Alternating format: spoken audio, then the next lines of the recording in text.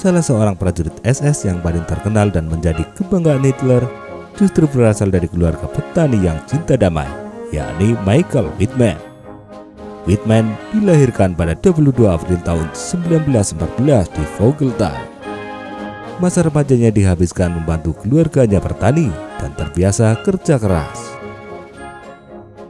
Pada usia 20 tahun ia masuk Angkatan Darat Jerman, dan sesudah merampungkan dinasnya tahun 1939 Wittmann bergabung dengan SS dan diterima dalam suatu pasukan elit Leibstandarte SS Adolf Hitler. Ketika perang pecah, Wittmann memimpin salah satu unit pasukan penghancur tank Sturmgeschütze.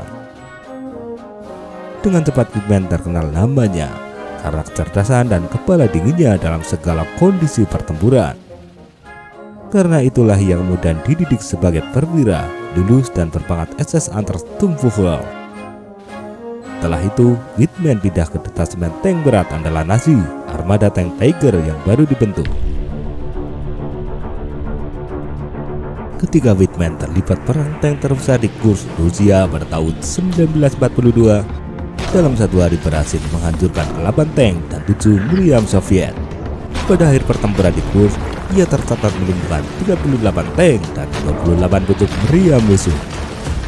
Dalam 3 minggu selanjutnya, Wittmann dengan tank Tiger bahkan berhasil menghancurkan tak kurang dari 88 tank Rusia, sehingga ia diberi ucapan selamat oleh Hitler sendiri.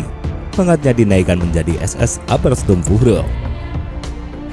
Dalam upaya menghadapi invasi sekutu di Normandia, Michael Wittmann mengukuhkan dirinya sebagai komandan tank paling berhasil dalam sejarah. Pada 13 Juni tahun 1944, ia mencegat iringan tank Inggris dari divisi tank ke-7 di dekat Chavillers-Fosset, Prancis. Wittmann dengan cepat menghancurkan tank terdepan dan terakhir, sehingga yang lain sulit bermanuver. Kemudian dari jarak cukup dekat, ia habisi tank-tank tersebut satu persatu. Peluru tank musuh mental ketika mengenai baja Tiger yang tebal. Wittmann menghancurkan 14 tank dan 15 pengangkut personel, sekaligus 2 senjata anti-tank.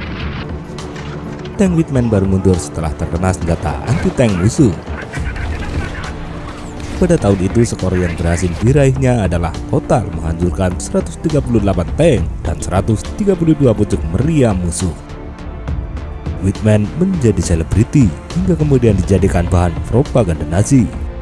Pangkatnya naik menjadi SS Hauptsturmführer dan diminta menjadi instruktur tank. Namun ia tetap memilih di front bersama anak buahnya. Pada bulan Agustus 1944, Wittmann ditugaskan melindungi sayap divisi Panzer SS Hitler Jagern di dekat Tintiu. Pada tanggal 8 Agustus, pasukan Anglo-Kanada meluncurkan Operasi Totalis. Batalion SS Panzer Berat 101 Wittmann yang tinggal 7 unit harus menghadapi gempuran pasukan lapis baja Inggris dan Kanada di kawasan Saint-Aignan de Gremesnil, Prancis. Dalam pertempuran sengit itu, akhirnya hanya tank Wittmann yang tersisa dan terus berusaha mengumpul tank-tank sekutu yang posisinya berada di ketinggian.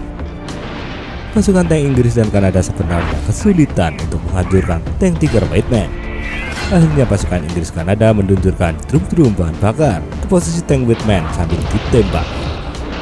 Drum-drum yang meledak terbakar akhirnya membakar tank Tiger Wittmann dan menewaskan semua awaknya. Setelah perang, banyak pasukan mengakui bertanggung jawab atas kematian Wittmann, yakni antara lain Divisi Lapis Baja ke-1 Polandia, Divisi Lapis Baja Kanada ke-4, Korps Lapis Baja Royal Regiment ke-144, dan Angkatan Udara Taktis ke-2 RAF.